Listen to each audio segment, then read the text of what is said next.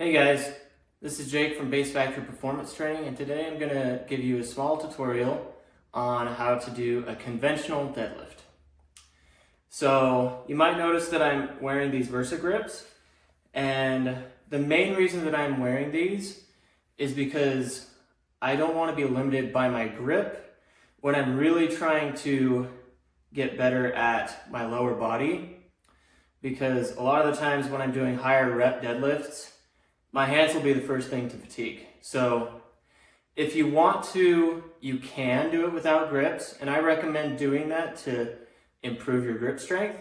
But if you don't want to be limited by your grip strength, then you can use straps or grips. So I'm also wearing a belt, and it's not supposed to take place or replace your core engagement in the lift. The whole point of wearing a belt is that when you use a belt and you push out into the belt, then it increases the amount of muscle recruitment that you use in the lift. It just makes it so you can brace harder. So the next thing that I want to go over is why I'm wearing flat or barefoot shoes. The whole reason that I'm wearing barefoot shoes is because if I'm wearing a shoe with an extra inch in the sole, it's going to increase the amount of distance that I have to pull the weight to lock out. So the next part is the setup.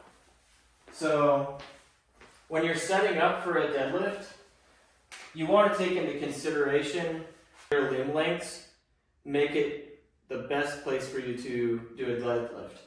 What I do is I put my feet about a little wider than hip width apart, and that's my foot placement. The next thing that I do, put on my grip, and if you're not using straps or grips, having about a thumb length from the edge of the smooth part of the bar will be just fine as far as choosing your grip width. What I do first is I bring my hips down, and then I bring my chest up. So it looks like this. So I bring my hips down, and then I pull my chest up, and I don't just jerk the bar off the ground, because if I do that, then I will go like this, and I will have my hips flat first. And if you look at a lot of the best deadlifters, they're getting their hips as low as they can, and they're wiggling into position so that they can have tension already into the bar before it even leaves the ground. When they have a lot of weight, they'll go in, they'll grab the bar, and then you'll start to see the bar bend in the middle where they're grabbing it before it even goes up. And then the bar is pressed off the ground and lifted. So then, once you do this and you get into position and you get tension into the bar, then you want your hips and shoulders to come up at the same time. You want to lock out.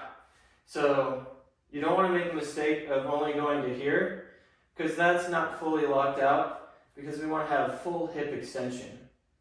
So another thing that I forgot to mention was you really want to pull your shoulders back in this part of the lift, because you want to bring your shoulder blades together, and that's going to stabilize your upper back, which also is going to help your lower back. I'm going to do the lift now, and I'm going to stop talking because it's very hard to lift heavy and talk at the same time, because oxygen.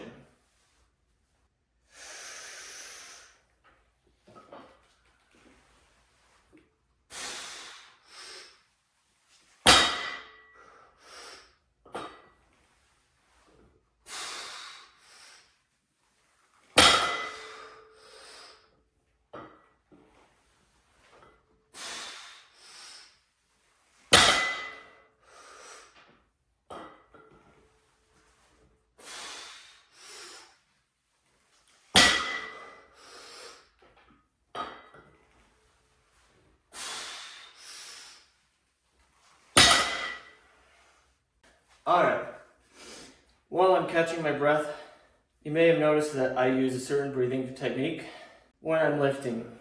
And that breathing technique is the Valsalva maneuver. Basically, You take a big breath in right before you lift so that you can press out against the belt and stabilizing the core. That's creating intra-abdominal pressure to increase your stability. But you want to try and maintain control of the deadlift the whole time. You don't want to at any point be trying to jerk the bar off the ground, be lazy with your technique on the way up and on the way down. You also want to try and focus on having even foot pressure.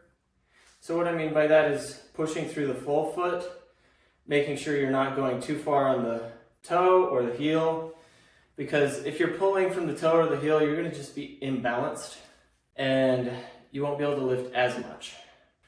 But this is just a little guide and demo on how I do deadlifts and the things that I think about while I'm deadlifting. And I hope that this was helpful, and I'll see you in the next video.